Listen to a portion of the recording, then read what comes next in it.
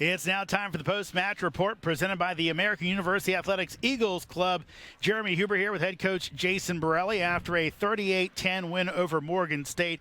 Jason, not to get long-winded here, but I got to set it up. I think after Navy, I don't think you were very happy with the preparation, the focus of your team against a good opponent, but maybe didn't do what they were supposed to do. Today, against a Morgan State team that's struggling, you could have easily seen your guys maybe, hey, kind of take it lightly. I felt like they came out and wrestled some of their best wrestling we've seen all year. Yeah, we did a good job, and especially the weights were strong. We're starting to continue to wrestle strong. Right, we have a few weights where season has shown that we've got a lot of work to do at those weights, and we'll keep addressing that and get a little bit better every day, every week with those weights. But I'm really pleased with the guys who are starting to wrestle really well. They're really turning a corner. Guys like JJ, Campos showing good poise of giving up a takedown and coming back, and Ray looking good, and just so happy with that. And I was really pleased with RJ. RJ is a true freshman going out and kind of dominating start to finish was a good way to end that for us.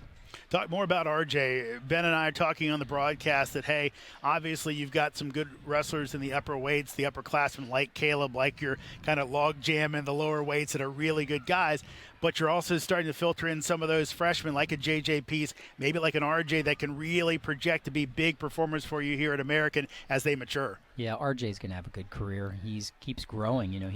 He had thoughts of being a 174 when he got here, and we kept telling him, no, you're a 184 at a minimum.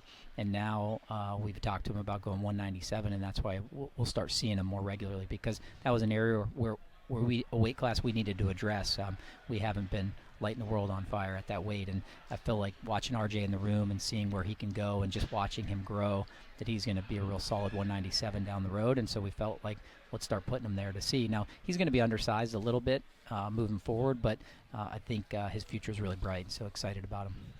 Coach, you move down the stretch here. Obviously, EIWA is about a month away or so. How do you kind of point forward towards that as you see maybe the competition pick up with a Bucknell, with a Clarion, some of those teams kind of, I guess, being on an upward trend with EIWAs here at Bender and wanting to put a good showing on? Yeah, we're less than a month away from that, and that's a big focus, but we recognize there's 3 more duels on the schedule, and Bucknell's a great opponent. They just beat Drexel last night, and Drexel's tough. They're on the cusp of being nationally ranked in the top 25, and just got beat by Bucknell. So those 2 duels, of which are our next 2, are a lot of focus, and then obviously finishing off with Clarion on February 22nd. But it's a really good. I like the schedule. I like our last 3 matches.